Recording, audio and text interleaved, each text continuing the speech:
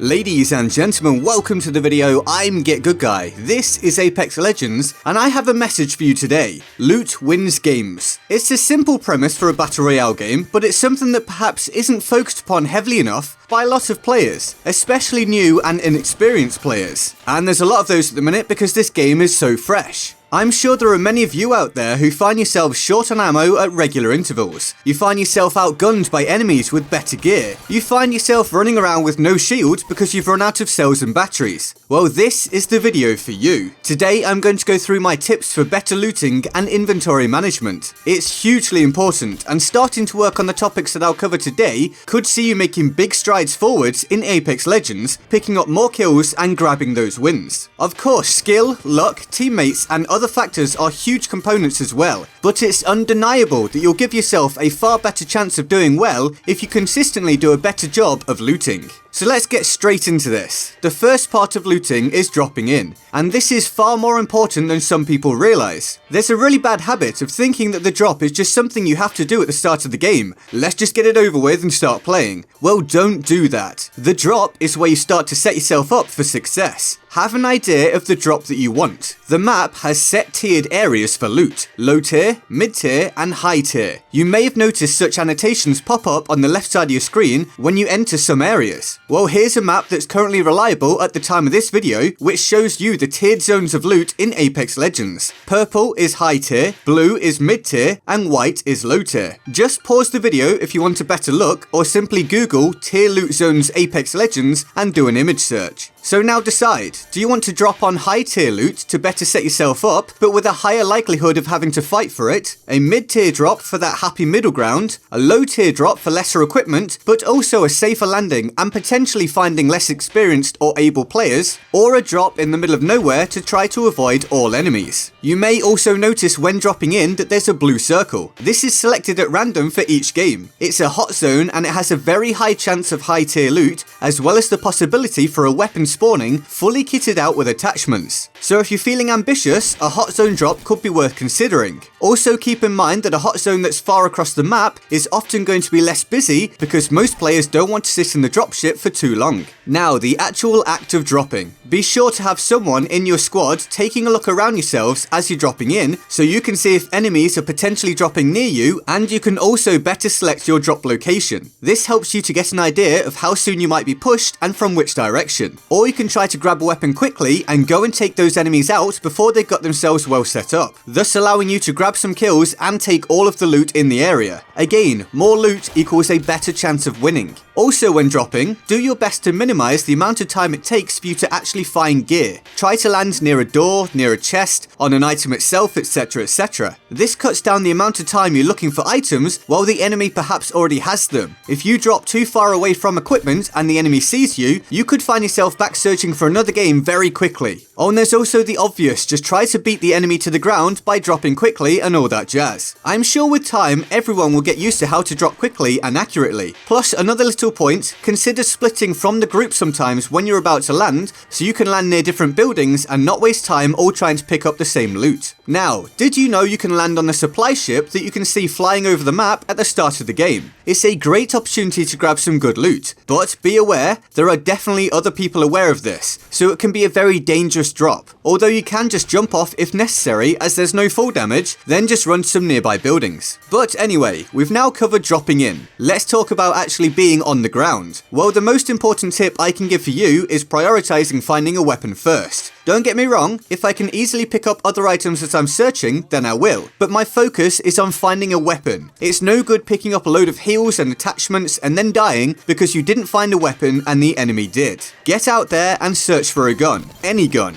You need a way to defend yourself. Plus, having a weapon can provide you a super easy kill here and there when enemies around you can't find anything good to use. You can also take this a step further. As I said, finding any weapon is the focus, but finding a close quarters weapon is often an even better result. Most fights at the start of the game are up close, as people try to get kitted out around built up areas. That's just the nature of early game looting in a Battle Royale. So if you can find a shotgun, perhaps certain submachine guns, etc., you're much more likely to come out on top as you run around those tight rooms and corridors. So just keep that in mind. If you found, say, a good mid-range weapon, just keep your eye out for a backup close quarters gun as well. And that's actually a solid tip for the entire game. It's down to personal preference, but I like to often have a loadout that's well-rounded, something that lets me be valuable at a multitude of ranges and in different situations. So a scout and a shotgun, a triple take and a flatline, you get the idea. Try to balance your weapon loadouts either individually or as a squad. By that I mean you could run the alternative of saying, well, I have good close range stuff, so I need my teammate to have some good longer range options. Whichever way you choose to do things, just don't make it so you die because you didn't consider taking a fight at certain ranges. Now I can tell you that I get most excited finding a select few weapons at the start of the game, those being the Peacekeeper, the Flatline, the Hemlock if I can find an alternative optic for it, the Wingman and the Scout. And I'm most disappointed to find the Mozambique, the Alternator and the RE45. But your list may of course be different. It's about whatever works for you and your playstyle. Anyway, back to early game looting. As stated, I'll pick up anything that's easy for me to grab as I'm searching for what I really want and need. But I do have at least a vague order of importance in my head as I'm doing so. And this can also help you to decide what you want to drop and what you want to keep. So set an order of importance in your head and start getting used to working by it as you play. It'll eventually become second nature. My early game looting order is weapons and compatible ammo, then armor and helmet, then heals and shield recharging, followed by grenades and attachments and anything else. Essentially, it's what I consider to be the vitals for survival first and the bonus items later. That's not to say that the bonus items aren't important, they can actually be extremely powerful. But at the start of the game, a grenade and an ultimate accelerant probably isn't going to take you as far as a Peacekeeper and some blue armor.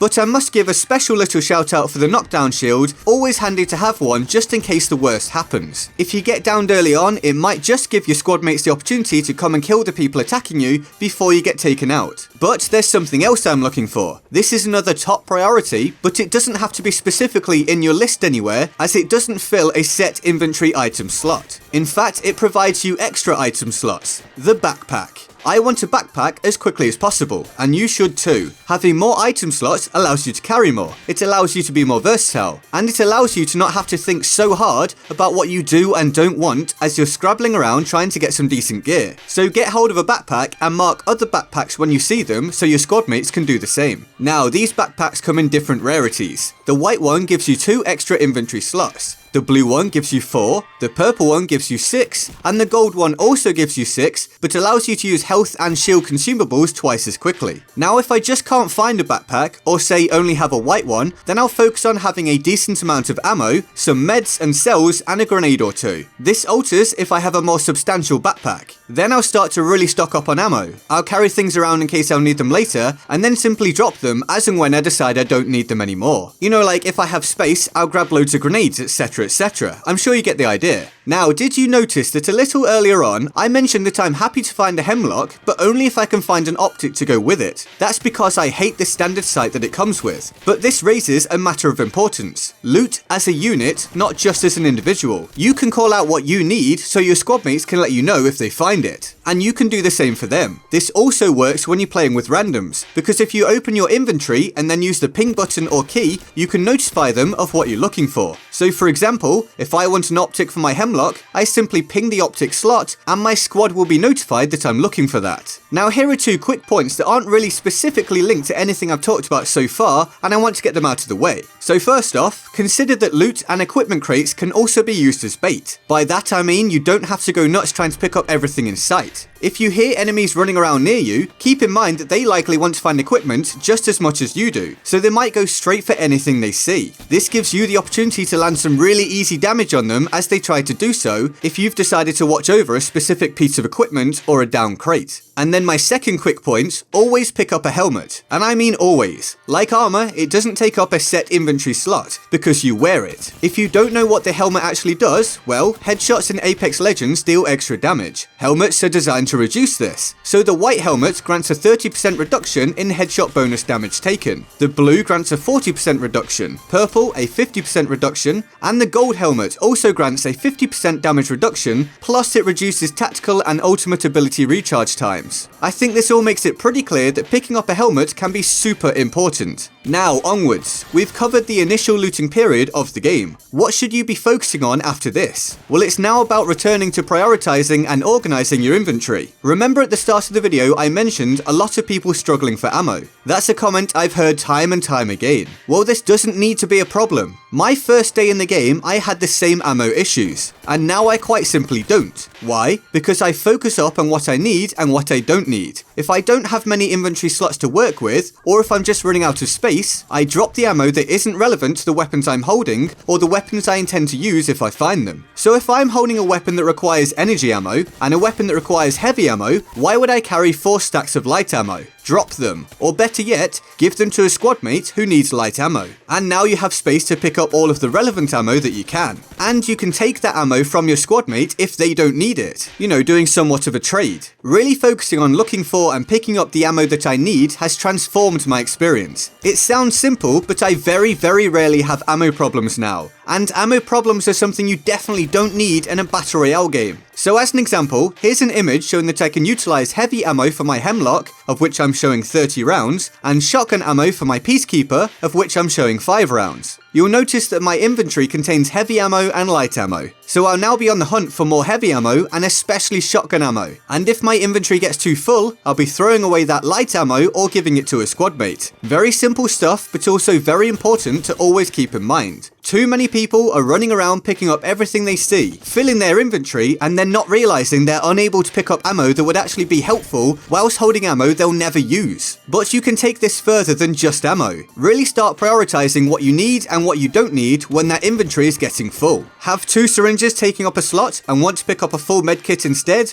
Do it. Drop the syringes and you've just upgraded what you're using that slot for. Now you may ask, well, how do I know what's more important? And that comes down to the individual, but you can break it down into 2 simple rules if you wish. Rule 1, is one item superior to a similar one based on time to use and eventual outcome? You can start to educate yourself on this by again googling information on the items in Apex Legends. But for example, syringes heal 25 HP and take 5 seconds to use, whereas a medkit heals 100 HP and takes 8 seconds to use, so I'd prefer to have a medkit. Or I'd certainly prefer to have 1 stack of syringes and a medkit instead of 2 stacks of syringes. This way I can choose what to use in the moment based on how much time I think I have. Then rule 2 is, will something be more useful or provide you with a more well-rounded inventory? So for example, having loads of shield cells is great. Say you have 3 stacks of them, but dropping a stack of them to pick up a Phoenix kit seems like a sensible choice, considering that a Phoenix kit restores 100 HP and 100 shield in 10 seconds. So start learning what all the items do and how long they take to use, and you can start to build up your own idea of what's best for you to carry. But we mustn't forget that there are actually other ways to get loot, and in fact extremely powerful loot. After your initial drop, start thinking about these 3 options. The first one being loot drones. I'll show you here what they look like. You simply melee or shoot them and they drop often very high tier loot. They're absolutely worth keeping an eye out for, and I believe they also make a noise so you can listen for them as well. They can spawn at many places on the map, but it's random, so you're unlikely to come across them too often. Then in addition, there's also the supply pods that come down and Lifelines Ultimate. Lifelines Ultimate can provide health and shield items and is worth calling in, probably as soon as possible as long as you're safe, so you can get nicely geared up early on and then start working towards the next ultimate call-in. Whereas you have no control over where the supply pods fall, but if you can get to them, they can have very